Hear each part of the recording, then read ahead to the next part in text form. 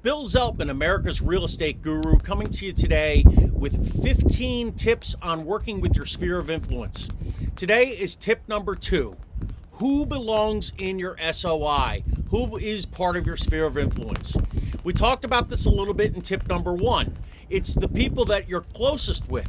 They belong there, but it's also people that maybe you see once a year at a holiday party, your auto mechanic, all these types of different people. So who belongs in there? We're going to go through some examples, and this is not an exhaustive list. It's only to get your brain thinking as you've now put pieces of paper around your house with pens next to them, where when you go by them and you think of somebody that you know, you put their name on those sheets to build that sphere of influence.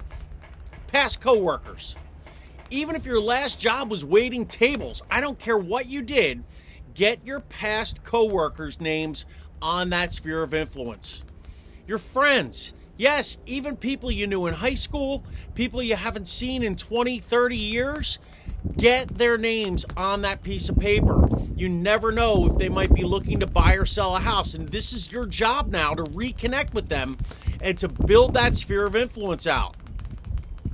Your spouses or partners' coworkers.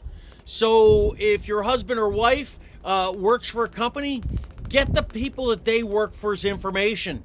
Okay, be careful about this. Obviously, you don't want to get your spouse in trouble, but at the same time, get the people that they work with's names, phone numbers, email addresses. Get them in your sphere of influence.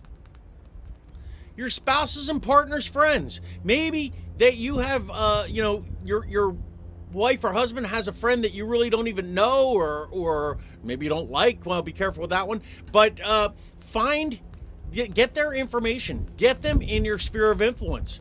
Again, these are people, if they like and trust your spouse, they're going to probably trust you for a real estate transaction. So what does that mean? If their friends ever ask them, hey, do you know anybody looking to buy or sell?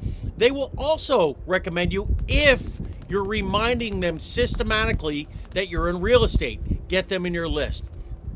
If you have children, your kids' friends and their parents, depending on their, on their age and things like that, your kids' friends, if they're over 18, start getting their information in there. What about if you have younger kids? Get to know their parents. Go to school events. Get their information. Get them in your sphere of influence. Your kids' teachers and other workers at the school. Everybody from the cafeteria lady to the principal. Get their names. Get them in your sphere of influence. Your extended family. Oh, that long-lost crazy aunt that you haven't talked to in 20 years. Reconnect. Get her in your database. Your neighbors. Walk around your neighborhood. You should be acting as if you're mayor of your neighborhood anyway, and we'll talk about that on other trainings that we do. But it's so important that your neighbors not only know that you're in real estate, but that you stay in touch with them and keep them up to date on what's happening in real estate in your neighborhood. Friends and acquaintances from any social groups, such as the neighborhood association, the Rotary, the PTA, Freemasons, whatever groups that you're a member of, get to know those people and get every one of their names in your database and make them a part of your sphere of influence.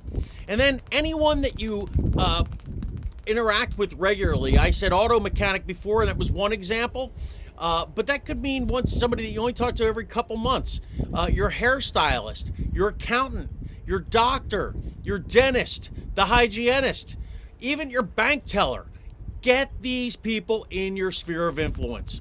The more people that you have in your sphere of influence and you build relationships with, the more people you will have out working for you, not only for their own real estate business, but when they know people that are looking for a realtor, looking to buy or sell a house, they'll recommend you. So let's keep this sphere of influence building and growing. This has been tip 2 of a 15 sphere of influence tips that we're going to give you. Again, my name is Bill Zeltman, America's real estate guru, and we'll see you next time with tip number 3.